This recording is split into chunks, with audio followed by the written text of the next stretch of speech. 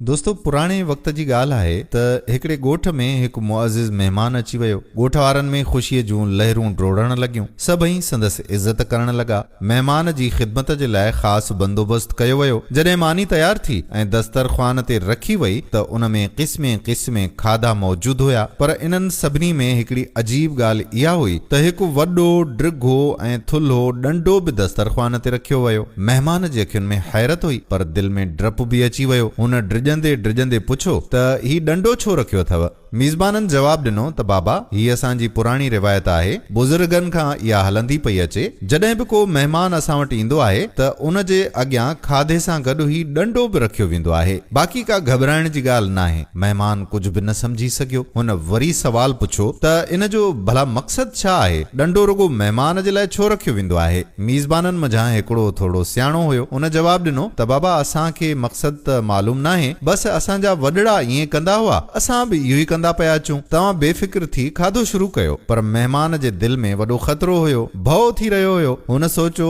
त बेफ़िक्र कीअं खावां, ख़तरो त मुंहिंजे अॻियां रखियो पियो आहे। नेठि महिमान ऐलान कयो त जेसिताईं तव्हां मूंखे इहो न ॿुधाईंदव त ही डंडो छो रखियो वियो आहे, तेसी ताईं मां हिकु गिरह बि न खाईंदुसि ऐं तव्हांजी महिमानी क़बूल न कंदुसि। महिमान जे इनकार ते सॼे ॻोठ में हलचल मची वई। हिकिड़े बुज़ुर्ग खे सॾायो वियो। बुज़ुर्ग अची डंडो ॾिठो ऐं गुस्से में चयईं, अड़े निभागऊ, बेवकूफ़ऊ, तव्हां एॾो वॾो डंडो छो रखियो आहे? असांजा वॾड़ा महिमाननि जे अॻियां एतिरो वॾो डंडो न रखंदा हुआ। ॻोठ वारनि फौरन डंडो आरीअ सां कटे छॾियो ऐं 2-3 फुटनि ताईं नंढो करे छॾियो। पर महिमान वरी बि मुतमइन न थियो। महिमान चयो, पर इन जो असल मक़सदु आहे छा?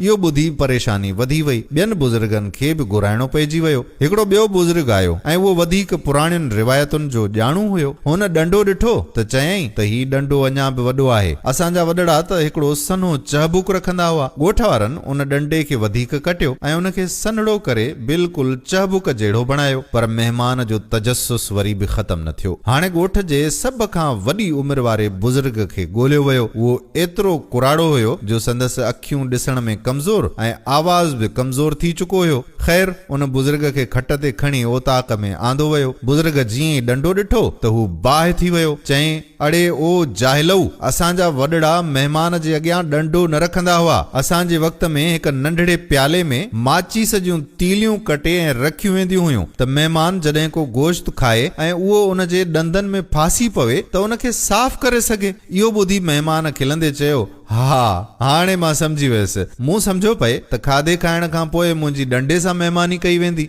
दोस्तों, ज़िंदगीअ में का बि रिवायत जॾहिं शुरू थिए थी त उहा बिल्कुलु माचिस जे तीलीअ वांगुरु नंढड़ी हूंदी आहे ऐं सादी हूंदी आहे। पर वक़्तु गुज़रंदे उनखे ड्रिघे ऐं थुल्हे डंडे में तब्दील कयो वेंदो आहे। पोइ माण्हू उन रिवायत खे असल मक़सद खां सवाइ या सम्झण खां बग़ैर ई क़ाइमु रखी वेंदा आहिनि। दोस्तों, रिवायतुनि खे परखणु ऐं उन्हनि जे मक़सद खे सम्झणु ज़रूरी आहे, न त असां बि उन्हनि मीज़बाननि जीअं कंहिं महिमान लाइ ख़तरे जो निशान बणिजी सघूं था ऐं पोइ इहो चवंदा रहंदासीं त असांजा वॾड़ा बि ईअं कंदा ईंदा हुआ। पंहिंजो अक़ुल इस्तेमालु कयो वञे। जेकॾहिं हीअ वीडियो अव्हांखे पसंदि आई हुजे त हिन वीडियो खे शेयर ज़रूरु कजो।